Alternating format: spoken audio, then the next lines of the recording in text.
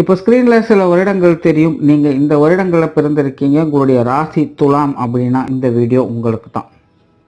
இந்த வருடங்களுடைய கிரக அமைப்புகளின்படி துலாம் ராசிக்காரர்களுடைய வாழ்க்கை நிலை அப்படிங்கிறது ரொம்ப ரொம்ப முரண்பாடாகத்தான் இருக்கும். பெரும்பாலும் இவங்களுடைய வாழ்க்கையெல்லாம் பார்த்தீங்கன்னா எப்போவுமே ஒரு மாதிரி சலிப்பாகவும் வெறுப்பாகவும் தான் இருக்கும்.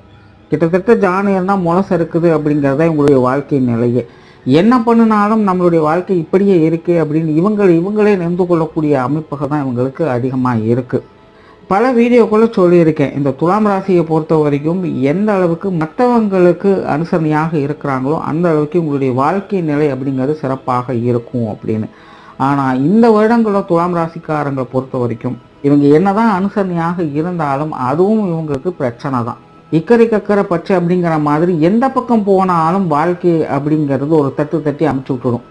இயற்கையாகவே இவங்ககிட்ட ஒரு விதமான கற்பனை சக்தி அப்படிங்கிறது அதிகமாகவே இருக்கும். எப்போவுமே எதையாவது ஒன்று உட்காந்து யோசிச்சுக்கிட்டே தான் இருப்பாங்க.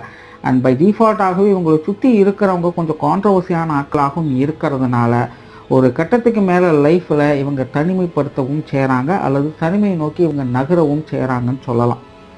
ஆனால் இந்த துலாம் ராசிக்காரங்க அவ்வளோ சீக்கிரம் எதையும் விட்டு கொடுக்காத தன்னம்பிக்கை தைரியம் உடையவங்களாக இருக்கிறாங்க. ஸோ இந்த மாதிரியான தனிமைகள், இந்த மாதிரியான வாழ்க்கை நிலை அப்படிங்கிறதெல்லாம் இவங்களை பயமுறுத்துறது கிடையாது. மாறா ஒவ்வொருவரையும் வாழ்க்கை இவங்களுக்கு கஷ்டங்களை கொடுக்கும் பொழுது அதிலிருந்து மீண்டு இதிலிருந்தும் நம்ம புதுசாக ஏதாவது ஒன்று கற்றுட்டு டெவலப் ஆகிட மாட்டோமா அப்படிங்கிறத ட்ரை பண்ணத்தான் பார்ப்பாங்க. உங்களை பொறுத்த வரைக்கும் சோர்ந்து போகிறது அப்படிங்கிறது கிடையாது. கொஞ்ச நாள் ரெஸ்ட் எடுத்துகிட்டு திரும்பவும் ஃபர்ஸ்ட் ஃப்ரெஷ்ஷாக ஆரம்பிக்கலாம் அப்படின்னு ட்ரை பண்ணுறாங்க. பட் பிரச்சனை என்ன அப்படின்னா இது மட்டும்தான் திரும்ப நடந்துக்கிட்டே இருக்குது. இல்லாமல் இங்கே எதிர்பார்க்குற மாதிரி அந்த திருப்திகரமான அமைதியான சந்தோஷமான வாழ்க்கை நிலை, அந்த மனநிலை அப்படிங்கிறது உங்களுக்கு கிடைக்கிறது சவாலாகவே இருந்துக்கிட்டு இருக்குது.